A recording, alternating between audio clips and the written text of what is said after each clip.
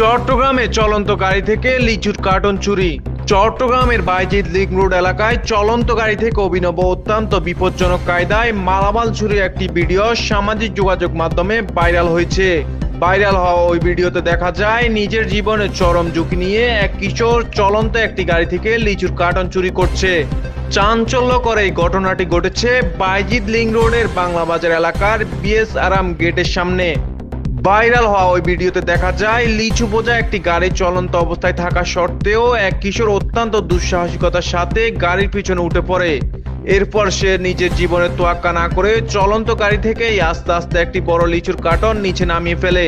ভিডিওর পরের অংশে দেখা যায় রাস্তায় আগে থেকেই তার এক সহযোগী প্রস্তুত ছিল, যে কার্টুনটি নামানোর পর তা সরাতে তাকে সরাসরি সহযোগিতা করে। ঘটনাটি আলোড়নে আসলেও স্থানীয় বাসিন্দারা বলছেন এটি কেবল কোনো একক বা আজকের বিচ্ছিন্ন ঘটনা নয়।